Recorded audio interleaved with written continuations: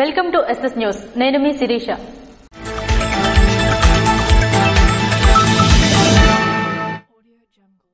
నరసన్నపేట శాసనసభ్యులు భగ్గు రమణమూర్తిని కలిసిన పాగోటి సతీష్.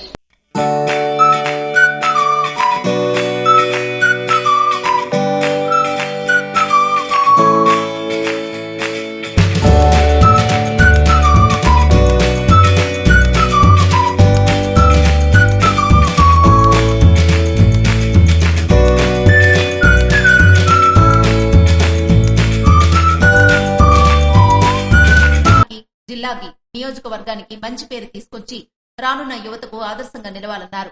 సతీష్ ఇంజనీరింగ్ 2వ సంవత్సరం చదువుతుండి బాడీ బిల్డింగ్లో నేషనల్ స్థాయిలో గోల్డ్ మెడల్ సాధించడం ఒక్క మన కంబకాయకే కాదు, ఈ నియోజకవర్గానికి జిల్లాకి కలిపి అది ఒక పేరు తెచ్చే విషయం. భగవంతుడు ఆయురారోగ్యాలు ఆయుష్నిచ్చి ఇంకా ఉన్నతమైన క్రీడా రంగంలో ఉన్నతమైన శిఖరాలకి వెళ్తాడని ఆశీర్వదిస్తూ మరి వారికి నా తరపున మన నియోజకవర్గ ప్రజానీకం తరపున శుభాకాంక్షలు తెలియజేస్తూ వారికి సత్కరిస్తున్నాం. కార్యక్రమంలో కంబకాయ గ్రామం తెలుగుదేశం పార్టీ నాయకులు కార్యకర్తలు పాల్గొన్నారు. యువ నాయకులు ధర్మాన కృష్ణ చైతన్య జన్మదిన వేడుకలు ఘనంగా నిర్వహించారు.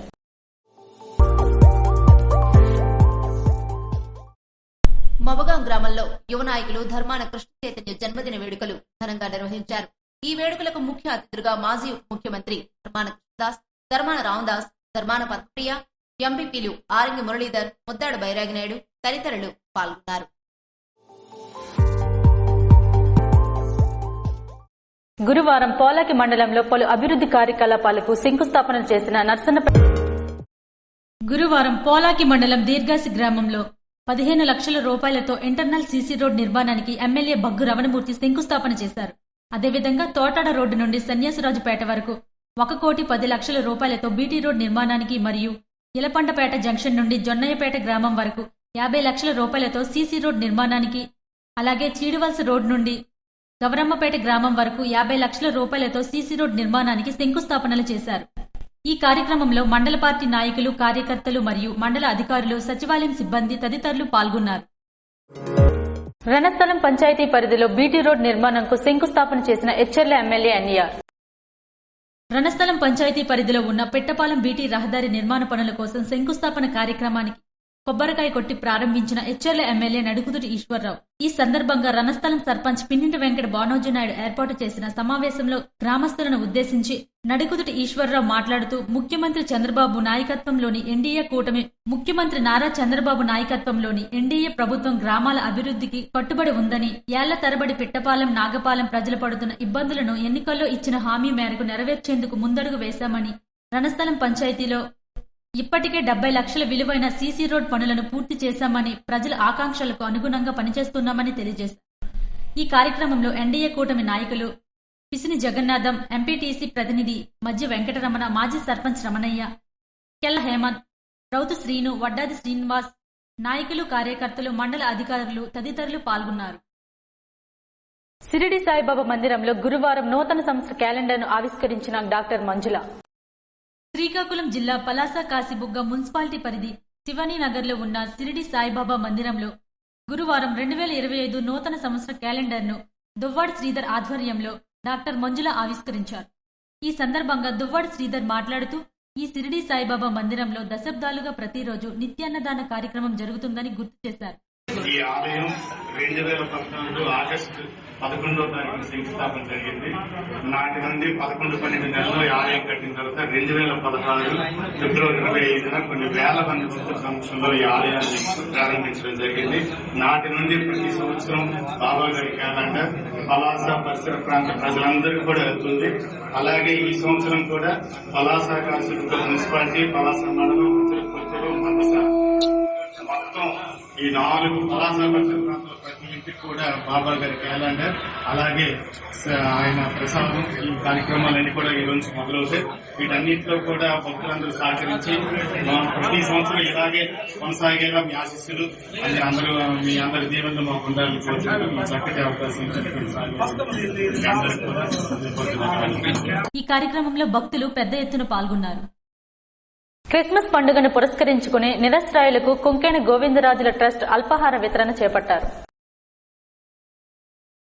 క్రిస్మస్ పండుగను పురస్కరించుకుని శ్రీకాకుళం గొంటి వీధిలో గల నిరాశ్రయుల భవనం నైట్ షెల్టర్ లో కొంకేన గోవిందరాజులు ట్రస్ట్ వారు అల్పాహార వితరణ చేశారు. ఇందులో భాగంగా ట్రస్ట్ సభ్యులు ఆంధ్రప్రదేశ్ వర్కింగ్ జర్నలిస్ట్ ఫెడరేషన్ రాష్ట్ర కార్యదర్శి కొంకేన వేణుగోపాల్ అల్పాహార వితరణ చేపట్టిన అనంతరం మాట్లాడుతూ తన సోదరి దివంగత కొంకేన రాజేశ్వరి జ్ఞాపకార్థం క్రిస్మస్ పండుగ సందర్భంగా ఈ కార్యక్రమాన్ని నిర్వహించామని అన్నారు.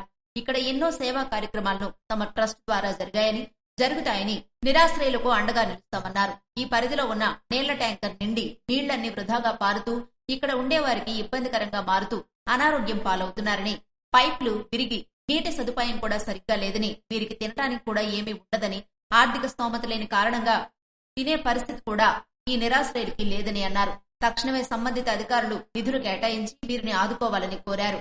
వైద్య ఆరోగ్య బాగోగుల కోసం ఒక వైద్య శిబిరాన్ని నిర్వహించి మందులను అందిస్తామన్నారు.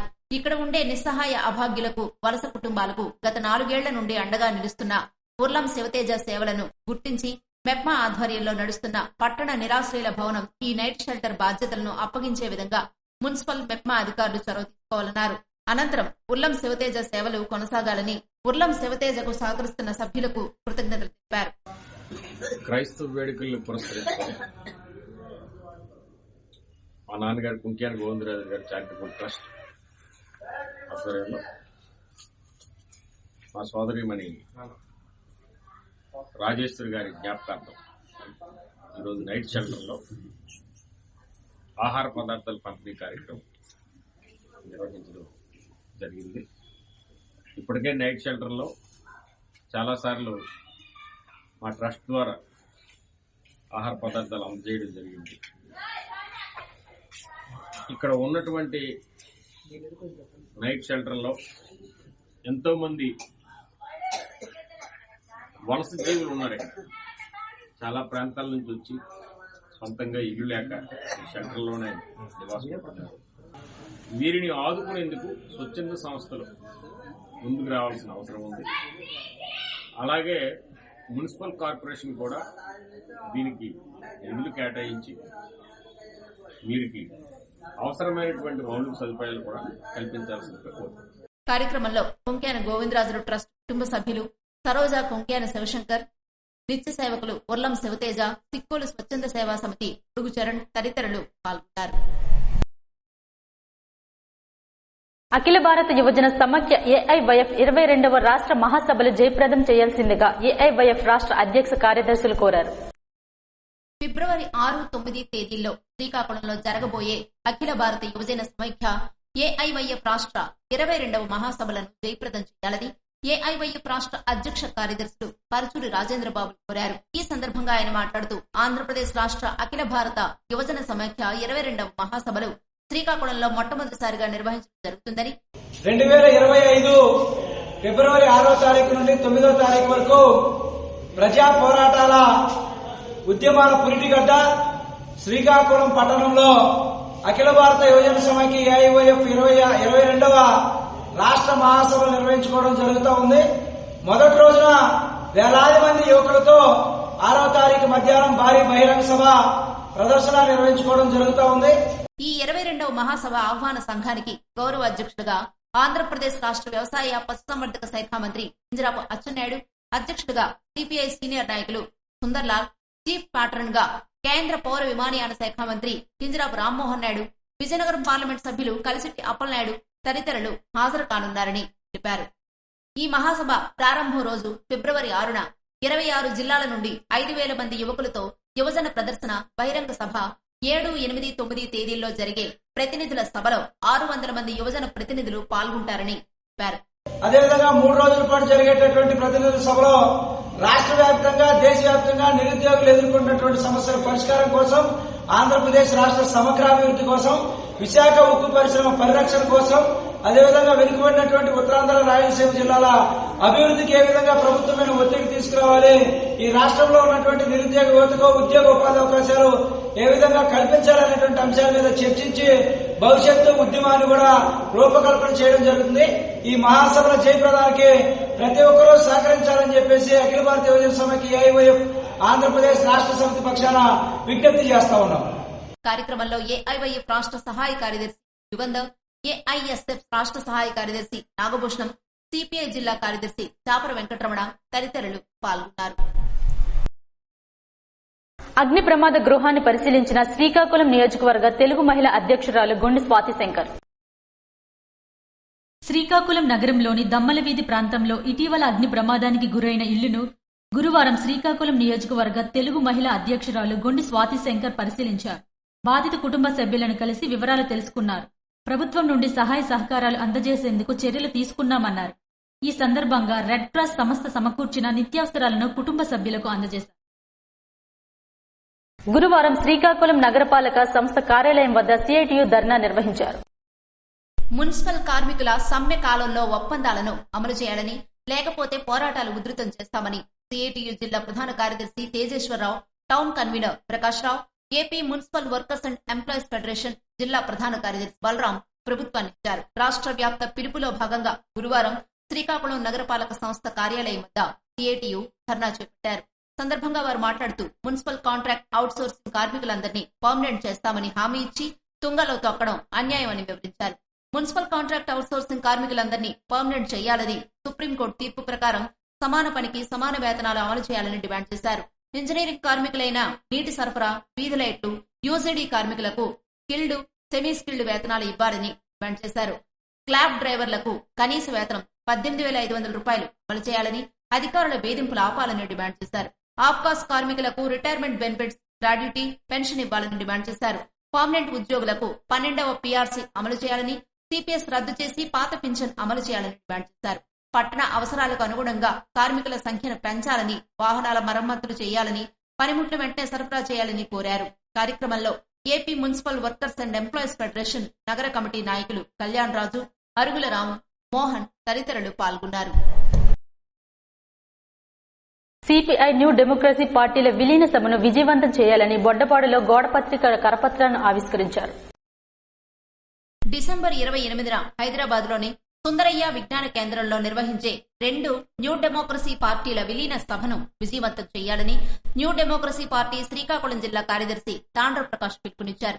గురువారం శ్రీకాకుళం జిల్లా పలాస మండలం వడ్డపాడు అమరవీరుల స్మారక భవనం ఆవరణలో నిర్వహించిన 2 విప్లవ పార్టీల విలీనం సభ గోడ పత్రికలను, కరపత్రాలను ఆవిష్కరణ కార్యక్రమంలో తాండ్ర ప్రకాష్ పాల్గొని మాట్లాడుతూ, విప్లవకారుల ఐక్యత 2 న్యూ డెమోక్రసీ పార్టీల విలీన సభ డిసెంబర్ 28న జరుగుతుందని, దీనికి ప్రజలు పెద్ద ఎత్తున హాజరై జయప్రదం చేయాలని కోరారు. ఈ సభకు ప్రధాన వక్తగా సిపిఐఎంఎల్ న్యూ డెమోక్రసీ పార్టీ జాతీయ అధికార ప్రతినిధి దర్శన్ సింగ్ ఘట్కర్ హాజరవుతారని తెలిపారు. కేంద్రంలోని నరేంద్ర మోదీ ప్రభుత్వం ఫాసిస్టు విధానాలకు అమలు చేస్తూ ప్రజల మధ్య ఉన్న సోదరభావాన్ని దెబ్బతీస్తుందన్నారు. గత 10 ఏళ్ల కాలంగా కార్పొరేట్ దోపిడీ విధానాలను అవలంబిస్తూ దేశ సహజ సంపదనంతా దోచిపెట్టిందని అన్నారు. దేశంలో ఆకలి, అసమానతలు, నిరుద్యోగం, ప్రశ్నించే వారిని అణిచివేయడం నిత్యకృత్యంగా జరుగుతున్నాయన్నారు.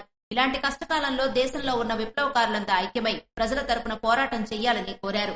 నక్సల్ బరి, శ్రీకాకుళం, గోదావరిలోయ పోరాటాల ప్రేరణతో ఏర్పడిన న్యూ డెమోక్రసీ పార్టీకి ప్రజల తరపున పోరాడిన ఘనమైన చరిత్ర ఉందని తెలిపారు. అనేక మంది వీరులు తమ ప్రాణాలను తృణప్రాయంగా అర్పించి నూతన ప్రజాస్వామిక విప్లవాన్ని కాంక్షించారని కోరారు. అమరవీరుల ఆశయ సాధనకు 2 న్యూ డెమోక్రసీ పార్టీలు ఐక్యమవుతున్నాయని తెలిపారు. భవిష్యత్తులో విప్లవకారులందరినీ ఐక్యం చేసి బలమైన ప్రజా ఉద్యమాలను నిర్మిస్తామన్నారు. కార్యక్రమంలో అరుణోదయ రాష్ట్ర ప్రధాన కార్యదర్శి సన్నశెట్టి రాజశేఖర్, ఏఐకేఎంఎస్ జిల్లా నాయకులు గొరకల బాలకృష్ణ తదితరులు పాల్గొని మాట్లాడారు. ఇవి ఈనాటి వార్తలు. మరిన్ని వార్తలతో మళ్లీ కలుద్దాం. చూస్తూనే ఉండండి ఎస్ఎస్ న్యూస్.